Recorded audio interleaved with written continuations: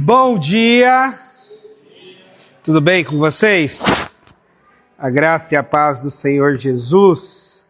Eu quero te convidar para o livro de Mateus, Evangelho de Mateus, Sermão da Montanha de Jesus.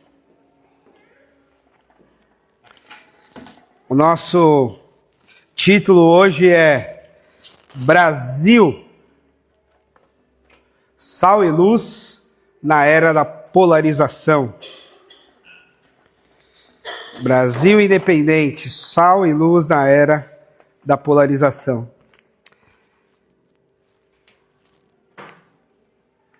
Evangelho de Mateus, capítulo 5, versículo 13. A palavra de Deus nos diz o seguinte: vocês são o sal da terra. Mas se o sal perder o seu sabor, como restaurá-lo? Não servirá para nada, exceto para ser jogado fora e pisado pelos homens. Vocês são a luz do mundo. Não se pode esconder uma cidade construída sobre um monte. E também ninguém acende uma candeia e coloca embaixo de uma vasilha. Ao contrário, coloca no lugar apropriado e assim ilumina todos que estão na casa. Assim brilha a luz de vocês diante dos homens, para que vejam as suas boas obras e glorifique ao Pai de vocês que está nos céus. Vamos orar? Deus amado, a gente confia no Senhor, confia na Tua palavra e pedimos que o Teu Espírito Santo fale conosco, Senhor, mais uma vez, em nome de Jesus. Amém.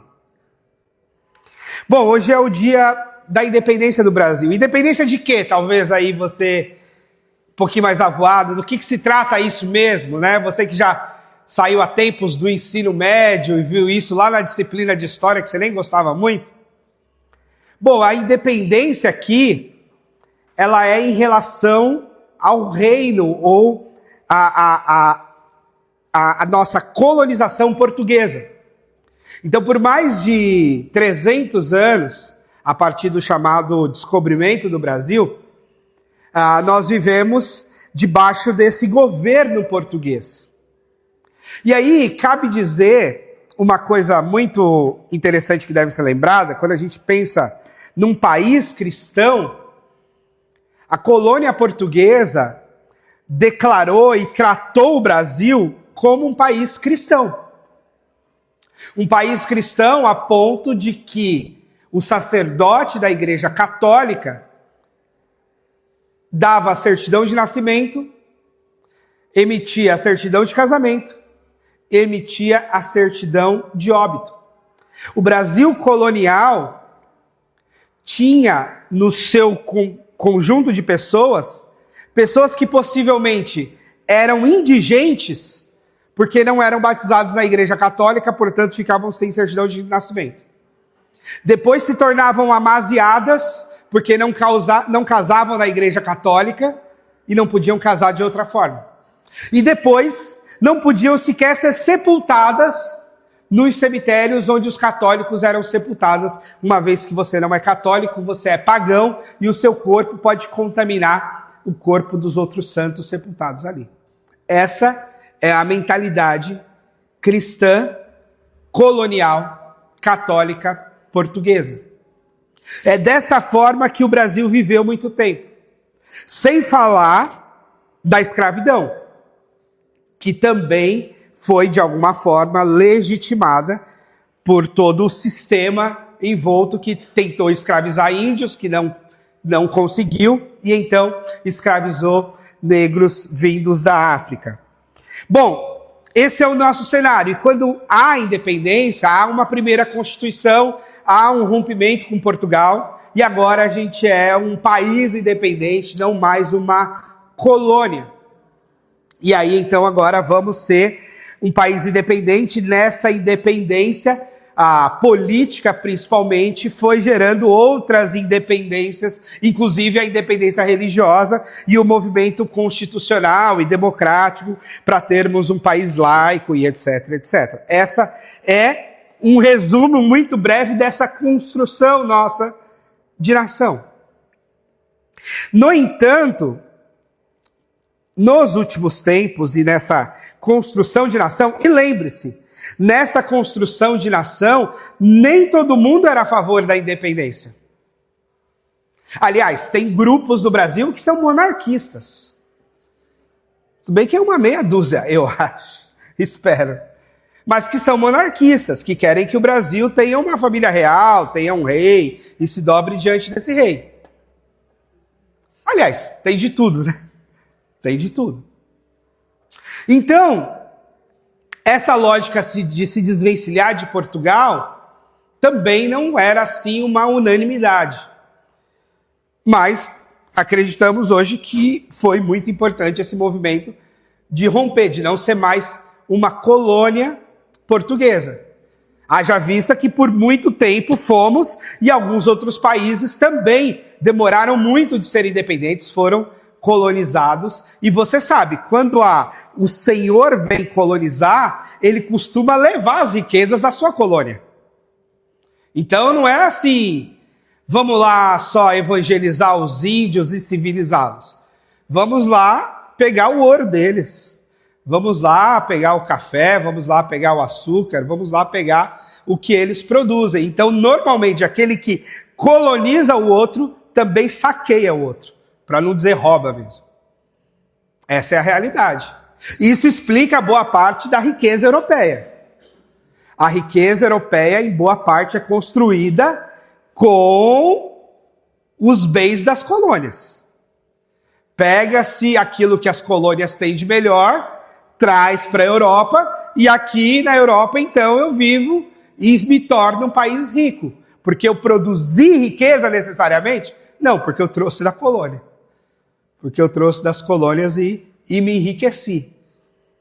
Em muitos aspectos é isso. Tem até uma historinha da colonização, com relação à colonização inglesa na Índia, e a colonização inglesa na Índia levou também o cristianismo inglês, o anglicanismo, né, a igreja estatal inglesa, e aí a história diz que os ingleses mandaram os indianos fechar os olhos para orar. E os indianos fecharam os olhos para orar, e quando eles abriram os olhos de volta, os ingleses disseram, agora vocês têm God, agora vocês têm Deus. Só que quando os indianos olharam em volta, eles tinham perdido todo o gold. Os ingleses tinham levado todo o gold embora. Então foi uma troca. Os indianos deram God, os ingleses deram God para os indianos. E os indianos foram saqueados no seu gold, no seu ouro, que foi levado para a Inglaterra. Bom, essa é uma lógica do mundo e das colonizações.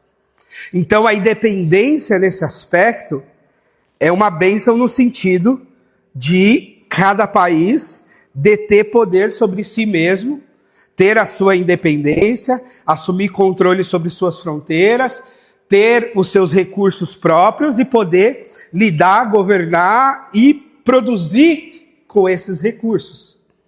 Então isso é muito importante para nós pensarmos dessa forma.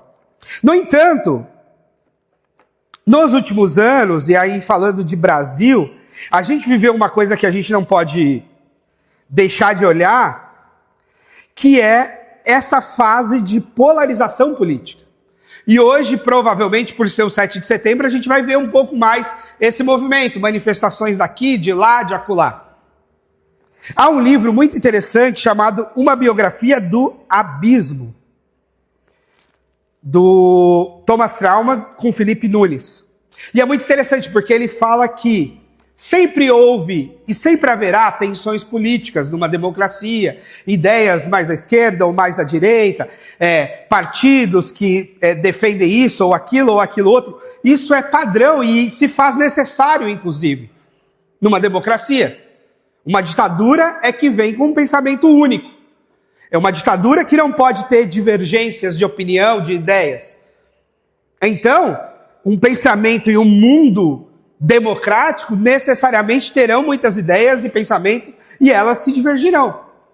Agora, o que aconteceu no Brasil nos últimos anos é que isso se consolidou naquilo que ele chamou de polarização e que gerou um abismo no meio.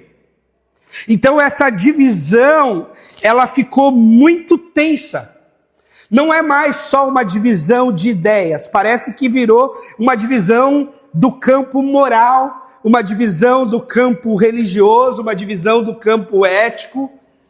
E aí você começa a olhar para as pessoas nesse espectro ideológico, será que ela é de esquerda, será que ela é de direita? Se ela for do lado que eu gosto, ela é minha amiga, se ela for do lado que eu não gosto, ela é minha inimiga. Se ela for do lado que eu não gosto, eu não confio nela, eu não confio na sua moral, eu não confio na sua religião. E se ela for do lado que eu gosto, eu confio na sua moral, eu confio na sua religião. E aí isso foi enrijecendo, e os ambientes das igrejas, e os ambientes das famílias, e tudo isso começou a tensionar nessa perspectiva. E tensionar na perspectiva dos problemas do Brasil, tensionar na perspectiva dos problemas internacionais. Por que Venezuela, por que Cuba, por que Estados Unidos, por que Rússia, por que Ucrânia, por que Palestina, por que Israel? Então isso começa a ir fora, inclusive, e tensionar ainda mais e colocar pessoas umas contra as outras o tempo todo. E uma parte da igreja brasileira tomou um lado. Boa parte dela. Perigosamente. Por quê? Porque na história, todas as vezes que a igreja se conectou demasiadamente com os movimentos políticos, me parece que deu muito errado. Me parece que deu muito errado. Quando o cristianismo se torna a religião oficial do império, os historiadores vão dizer que houve uma grande corrupção do cristianismo. Quando na reforma protestante, que via-se a libertação da igreja com o Estado, o luteranismo faz da Alemanha ainda a sua religião oficial. Então o luteranismo protestante se torna também a religião oficial da Alemanha. Também o anglicanismo nasce como religião oficial da Inglaterra. Num rompimento com o catolicismo, mas abrindo um outro movimento de igreja estatal. E isso sempre foi visto com desconfiança. Por quê? Porque, de repente, aquele pastor, aquele padre que está falando ali, ele está falando em nome de Deus ou ele está falando em nome do governo? Ou ele está falando em nome de um partido? Ou ele está falando em nome de uma ideologia? Do que se trata? Essa pode ser a grande desconfiança. Você está a serviço de quem aqui no púlpito? Você está a serviço de Deus? Você está a serviço de um partido? Você está a serviço de uma ideologia? Você está a serviço de um esquema que vai te render um dinheiro ali fora? Qual é? Então essa conexão igreja e Estado, ela é muito perigosa. E aí você vai dizer para mim, mas isso tem respaldo bíblico. É verdade, tem respaldo bíblico. Tem respaldo bíblico na antiga aliança e não na nova. E essa é uma coisa difícil da gente entender. Eu até coloquei aqui que eu vim dar um pouco de professor hoje, porque eu coloquei púlpito hoje. Porque na construção da nação de Israel, no chamado de Abraão e na construção do povo hebreu, de fato, Deus escolheu ali uma nação para ser luz para as outras nações. De fato, Deus formou ali, não era nem uma nação, era um homem, Abraão, mas a partir dele, Deus forma uma nação, e o propósito de Deus era que aquela nação fosse uma referência para as outras nações, uma luz para as outras nações. Esse era o plano de Deus para Israel. E que culminaria com a chegada do Messias também naquela nação, também como filho de Abraão, também como descendência de Davi. Esse era o propósito. Essa foi a construção da antiga aliança. Mas só que no meio da construção da antiga aliança, nós vemos também o quanto Israel falha terrivelmente nesse protagonismo de ser uma referência para as outras nações. O quanto Israel tem altos e baixos em obedecer a Deus e, de fato, em alguns momentos, ser uma referência para outras nações, mas o quanto Israel também mergulha no pecado e desobediência a Deus e se torna um péssimo exemplo para qualquer nação. A ponto de quando vem o Messias, eles o rejeitam e o matam. Eles estavam tão cegos na condição religiosa que eles viviam e política, que eles não tiveram como reconhecer o Messias Salvador, porque não era aquele ideal messiânico que eles aguardavam. Então toda vez que a gente cita feliz a nação cujo Deus é o Senhor, é bonito, é interessante citar, mas essas referências, elas se conectam muito mais com a velha aliança do que com a nova aliança. Na nova aliança, no ministério de Jesus, ele praticamente debocha do sistema político. Quando alguém vem falar para ele de Pilatos, ele fala, aquela raposa, o que ele quer? Ele não dá bola para Pilatos ou para César. No momento da oferta ele diz, dá a César o que é de César, dá a Deus o que é de Deus, separa essas coisas. No outro momento que querem fazer dele rei, ele fala, meu reino não é desse mundo. Ele passa totalmente paralelo à parte daquele sistema governamental. Fosse o sistema governamental romano, do Império Romano, fosse o sistema governamental israelense, que queria talvez negociar com o Império, e outros queriam romper com o Império e tomar o poder. E Jesus não entrou nenhuma nem outra. Nem negociou com o Império e se tornou amigo da turma de Roma, nem conspirou para derrubar César. Ele cumpriu a sua missão. E dentro da sua missão, e dentro da formação de discípulos, que foi com que ele mais gastou a sua vida, ele não disse também aos discípulos, vão e tomem o poder das nações. Ele não disse aos discípulos, vão e assumam cargos proeminentes nos países. Ele não disse aos discípulos, vão e assumem o poder, as câmaras legislativas, os congressos nacionais, as presidências das repúblicas, os impérios, e assim nós tornaremos o mundo cristão. Ele disse aos discípulos, vocês vão ensinar as pessoas, vocês vão discipular as pessoas, vocês vão ensiná-las a guardar tudo o que eu ensinei, vocês vão batizá-las em nome do Pai, do Filho e do Espírito Santo. É assim que vocês vão agir. É neste bastidor do discipulado, é nesse bastidor de ensinar todas as coisas que eu estou ensinando para vocês, é nesse bastidor de ser sal da terra e ser luz do mundo.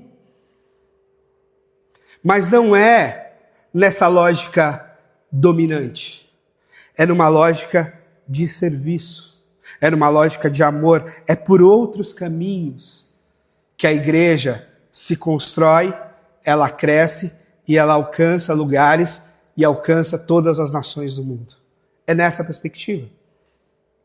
Só que depois dos movimentos do Novo Testamento, há sempre, claro, uma tentação muito importante, que é a tentação do poder. Quem não quer ter poder? Quem não quer dominar? Quem não quer exercer influência? Essa é uma sede humana desde sempre.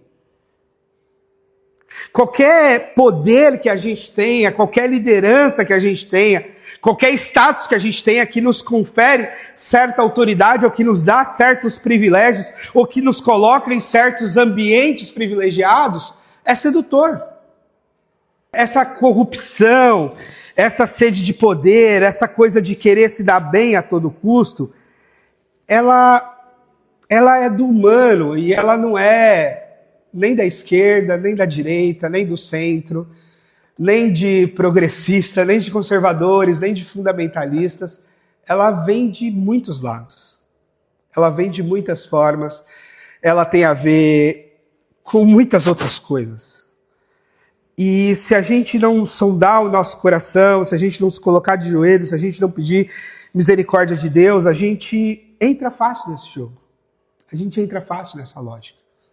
A gente entra fácil nesse jogo de poder. Esse ambiente é tentador. E às vezes existiram propostas assim escancaradas, como essa, de propostas assim de corrupção na cara dura, né? Mas também coisas mais sutis, do tipo, me coloca sentado naquela cadeira, me coloca do lado daquele fulano, faz eu sair na foto do lado daquele sujeito. Coisas que podem ser idiotas, mas a pessoa vai querer usar isso depois. O mundo gospel, por exemplo, sobrevive muito hoje de dinheiro de prefeitura. É por isso que você vê pouco show gospel, cada vez menos a gente vai ver show gospel nas igrejas. Porque está ficando caro e porque as prefeituras pagam muito alto.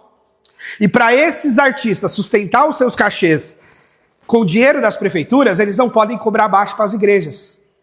Porque o Tribunal de Contas vai dizer, por que esse fulano cobrou 10 mil para ir na igreja e no show da prefeitura ele cobra 100 mil? Então a tabela dele tem que ser 100 mil. E aí os artistas querem fazer show para as prefeituras e não nas igrejas. É um business, é um negócio. A gente vai lá adorar a Deus e tal, beleza, mas é um negócio. Saibam disso.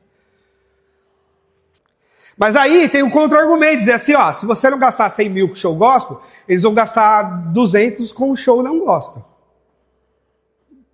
É aniversário da cidade, é não sei o quê, e o prefeito quer fazer movimento. Então, se você não aceitar, o outro vai aceitar, e aqui no cast de artista vai entrar, esse dinheiro já está separado para o aniversário da cidade, e eles vão gastar. Isso é essa lógica toda. E por outro lado, voltando ao abismo, a gente se enrijeceu numa lógica ideológica e talvez numa expectativa de fazer do Brasil um país cristão em uma perspectiva política ideológica. E aí, nesse caso, política ideológica, fazer do Brasil um país cristão fundamentalista de direita. Essa é a ideia, lógico que não para todos, mas para muitos. É verdade também que tem gente que quer fazer do Brasil um país, talvez ateu, de esquerda, progressista. É também verdade. Porque os fundamentalistas, os fanáticos, eles puxam cada um para a sua ponta. Eles fazem e tensionam cada um para o seu lado. E a gente fica tentando entender e pegar o fio da história, né? Mas a verdade, irmãos, que a minha convicção sobre ministério, sobre igreja, sobre a forma como eu leio a Bíblia, é que, primeiro, Deus não está mais interessado em nações em termos políticos. Deus está interessado em pessoas, em etnias. Quando dizemos que Deus quer salvar todas as nações, é importante que a gente não pense nações na perspectiva política que temos hoje, porque nem existia muitas nações do jeito que conhecemos hoje quando Jesus falou disso. E a melhor tradução para esse texto de que Jesus mandou a gente a todas as nações é que Jesus mandou a gente a todas as etnias. A palavra grega aqui tem a ver com etnias. Então o que Deus está dizendo é, independente da questão política, se o sujeito é grego, se o sujeito é romano, se o sujeito é escravo, se o sujeito é livre, se ele está de um lado ou do outro, nos importa evangelizar e alcançar a todos, a todas as etnias. E aqui no Brasil, por exemplo, nós temos muitas etnias. Não é verdade? Os povos originários são vários. Cada um é uma etnia. Nós aqui é que já misturamos tudo e a gente se considera uma coisa só. Mas os povos originários indígenas são etnias distintas umas das outras. Algumas até guerreiam umas com as outras, com idiomas diferentes, com costumes diferentes, em localidades diferentes. Quando a gente vai para a Índia, a gente vê um monte de etnia. Quando a gente vai para o Oriente Médio, a gente vê um monte de etnia. Quando a gente vai para vários países, você tem várias etnias. Tanto que a gente fala assim, como é que os africanos falam tantos idiomas diferentes? Sim, porque eles cresceram num ambiente de várias etnias distintas. E às vezes há etnias em vários países. Os curdos, por exemplo, é considerado a maior etnia sem um país para si. Porque os curdos estão no Iraque, eles estão no Afeganistão, eles estão num monte de países espalhados, mas eles se consideram um povo, uma etnia, os curdos. Eles querem um Estado para eles. Assim como há palestinos espalhados, eles querem um Estado palestino. Etnia. São várias etnias do mundo. Mas Jesus sabia, sendo homem e sendo Deus, que há muitos governos, não é verdade? Jesus sabia que há muitos impérios, que impérios caem, outros se levantam. Mas parece-me que propositadamente Jesus não dá bola para os impérios, nem para os imperadores, nem para os governantes, nem para os prefeitos, nem para nenhum deles. Parece que Jesus os ignora solenemente. Parece que Jesus dá meio que uma debochada do poder. Parece que Jesus, assim, eu já vi amigos defendendo assim, não, Jesus era um grande anarquista, na verdade. Ele não estava nem aí com os governos desse mundo. Ele pouco se importava com os governos desse mundo. Ele queria era realmente fazer discípulos e que esses discípulos fizessem outros, e fizessem outros, e fizessem outros. E aí onde eles estivessem, eles fossem o sal da terra e eles fossem a luz do mundo. Ponto. E aí não importa se vai ser em Roma, se vai ser na Grécia, se vai ser na China, se vai ser no Japão, se vai ser em qualquer lugar. E não importa, nesse caso, qual é o governo. Importa é ser discípulo do Senhor.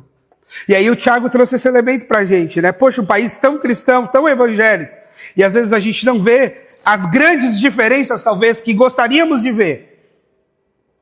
Talvez o segredo esteja aí. Esteja naquilo que Jesus mandou de fato a gente fazer, a gente não está fazendo direitinho a lição de casa, que é exatamente o discipulado. Que é exatamente ensinar as pessoas a se tornarem parecidas com Jesus.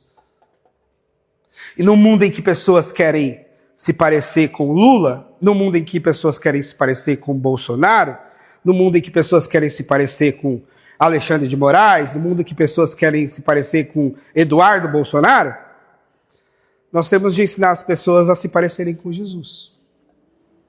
E nós temos que insistir nisso.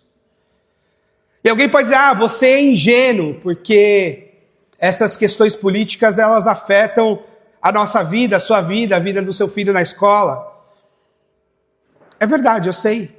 Eu sei que uma canetada lá de Brasília afeta muita coisa aqui. Mas eu ainda acho que o que Jesus deixou para nós é o discipulado.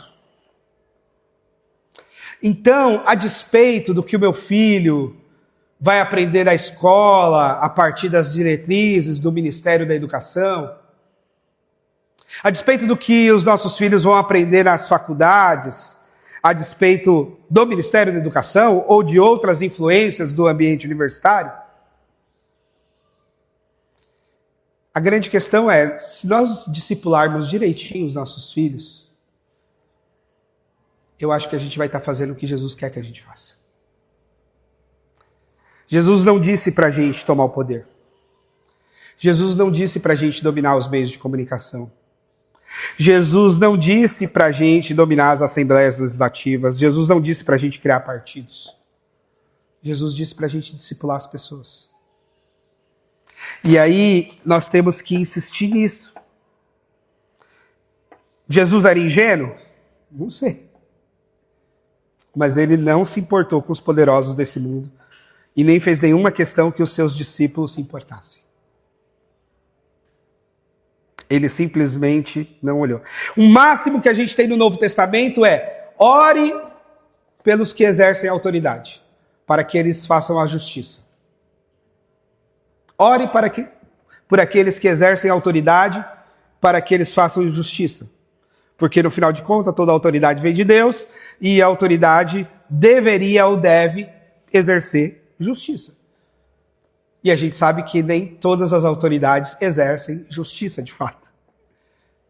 A gente sabe que nem toda lei é justa, de fato.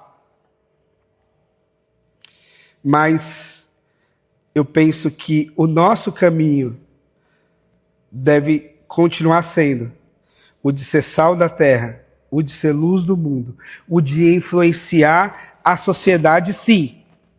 Mas eu acredito numa influência por meio do serviço e não por meio do poder. Eu insisto que o nosso caminho é o caminho de ser parecido com Jesus, conforme Filipenses 2,5. Que mesmo sendo Deus, não teve por usurpação o ser igual a Deus. Mas esvaziou a si mesmo, tomando forma de servo, sendo servo, foi humilhado, e foi a morte de cruz. Esse é o nosso exemplo. Não é um Deus que se cresce, é um Deus que se esvazia. É um Deus que se humilha, é um Deus que vem para servir. Então o nosso lugar nessa confusão e nesse abismo de polarização é o lugar do serviço. É lógico que no dia da eleição a gente vai ter a nossa escolha.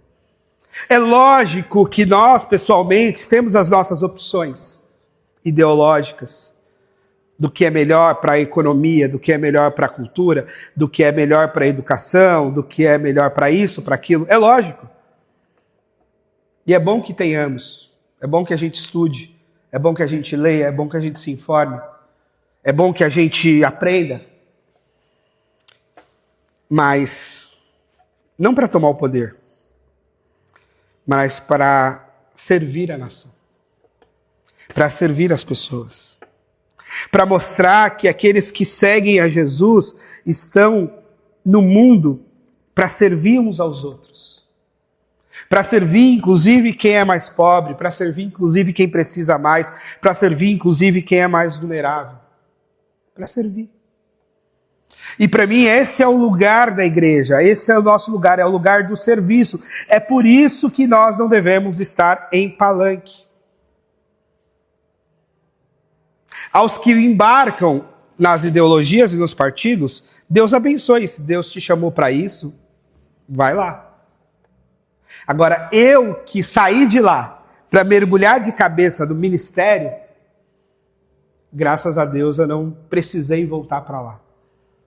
E nem quero voltar. Não porque foi ruim, porque minha experiência, penso eu, foi boa. Mas não é o foco da minha vocação, da minha vida. E eu já tenho a minha escolha. Eu fiz a minha opção pelo ministério. E aí sim, pessoalmente, eu tenho as minhas convicções políticas, eu tenho as minhas preferências, tenho os meus conceitos.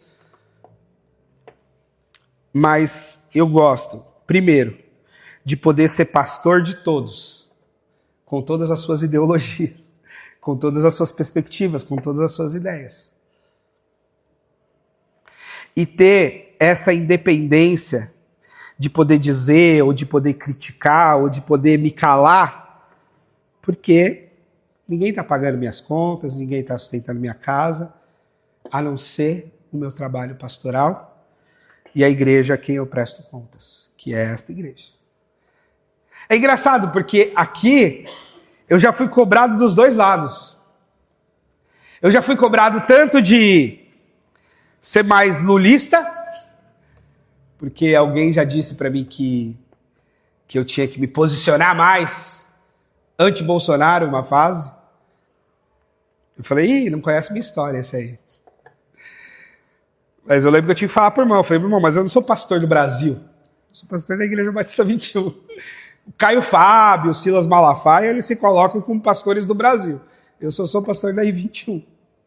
E eu não acho que é o lugar, né? Então já me cobraram para ser mais lulista, já me cobraram para ser mais bolsonarista, já disseram que eu falei de política porque eu recomendei vacina. É. Eu volto a dizer, vacinem-se. Isso não tem nada a ver com política, tá? Estou falando de saúde pública. Eu me vacino meu filho. Saúde, tá, gente? Saúde pública. Mas, enfim, meus irmãos, eu queria deixar claro, assim, primeiro, o meu compromisso com a fé, o meu compromisso com a igreja e o compromisso que eu tenho com a Escritura e com Jesus, que é de não ficar tomando partido, de não ficar tomando lado. Que nesse grande abismo do livro que eu citei, eu acho que o nosso melhor papel é aquele papel que Paulo diz que a igreja recebeu o ministério da reconciliação. Então, se existe um segmento político, um grupo dentro da nação que pode, que deve promover reconciliação, eu penso que seja a igreja. Porque a Faria Lima vai sempre puxar para o lado. Os movimentos sociais vão sempre puxar para o outro. E quem é que pode estar no meio? Recebendo a turma da Faria Lima e recebendo a turma dos movimentos sociais? A igreja.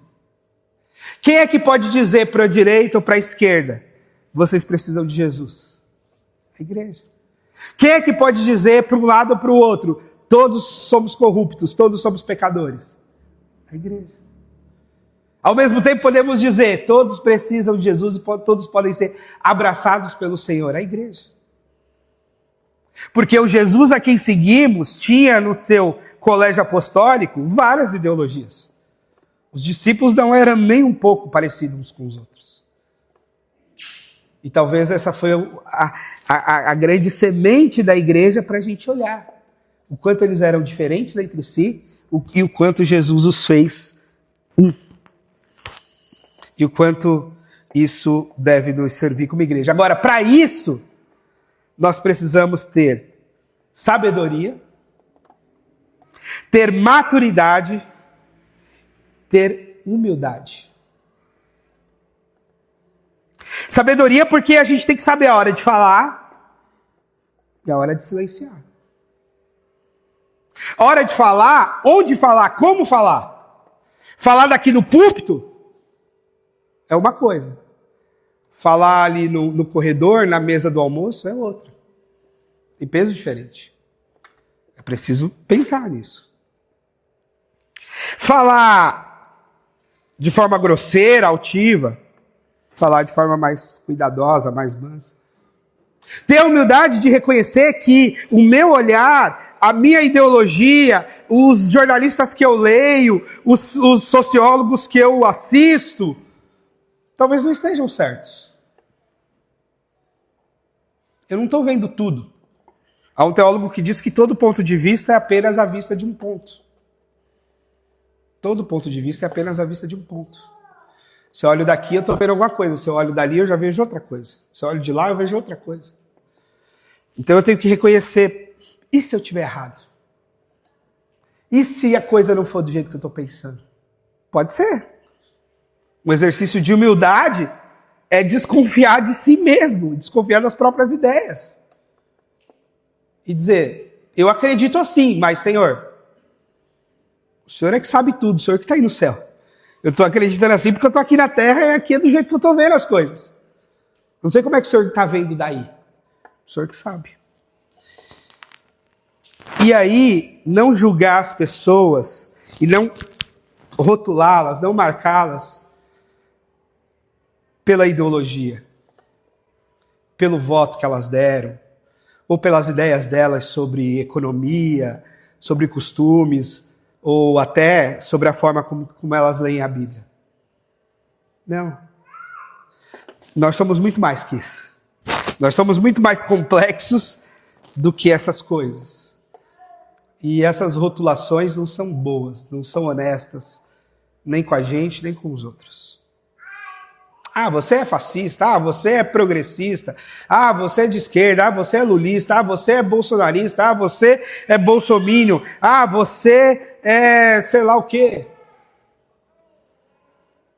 Se for uma zoeira entre amigos, até vai, mas se for para falar sério, a gente não pode falar nessas categorias, porque nós somos muito mais que isso. E nós temos que insistir que sejamos muito mais que isso, né? Então, gente, eu quero terminar isso, que eu não sei nem se foi uma pregação, se foi um discurso. Mas eu quero terminar insistindo para que a gente ore pelo nosso país. Eu sou bem patriota nessa hora. Eu já estive em 12 países diferentes e eu amo o Brasil. Nunca considerei morar fora. Eu acho que o nosso país é bonito em vários aspectos. O nosso povo é o nosso lugar. E a gente tem que orar para que as coisas vão bem. A depender do nosso trabalho, a depender da nossa oração, a depender dos nossos compromissos, que as coisas sigam bem. E naquilo que a gente não pode resolver, a gente entrega na mão de Deus, a gente ora e a gente diz, Senhor, faz aí. Mas daqui da minha parte eu vou orar, eu vou trabalhar, eu vou dar o meu melhor. E principalmente, a despeito do Brasil, eu vou discipular as pessoas em nome de Jesus. Porque é isso que Jesus mandou a gente fazer. Esse é o principal.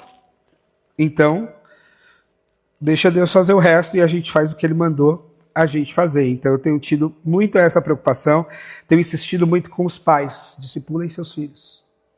É a grande marca que você vai deixar na vida deles. É o grande chamado de Deus para a sua vida. Discipule seus filhos. Porque, de fato, a gente não tem controle sobre o mundo que eles encontram aí fora. Nem na escola, nem na universidade, nem no mercado de trabalho. Então, nós temos de fazer a nossa lição de casa. Amém? Senhor Jesus, obrigado. Obrigado pela independência do Brasil. Obrigado pela nossa nação. Obrigado pela igreja aqui no Brasil, com todas as dificuldades, com todos os erros, acertos, com toda essa humanidade, Senhor. Nós queremos te agradecer porque nós estamos aqui, porque nós chegamos até aqui, porque o Senhor tem cuidado de nós, tem nos sustentado. E nós queremos obedecer ao Senhor.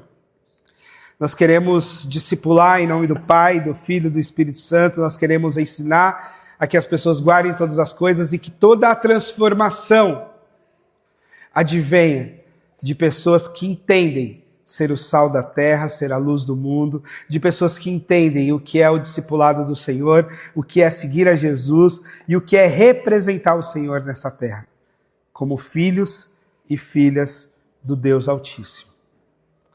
Usa cada um de nós, Senhor, para a tua glória.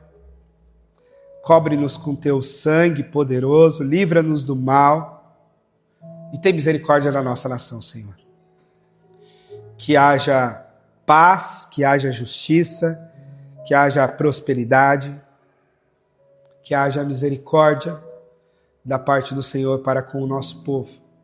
E que todos, Senhor, todos da nossa nação tenham o que comer, tenham o que beber, tenham onde morar, tenham o que vestir. Todos, absolutamente todos, tenham dignidade para viver. Em nome de Jesus eu te peço, Senhor. Amém.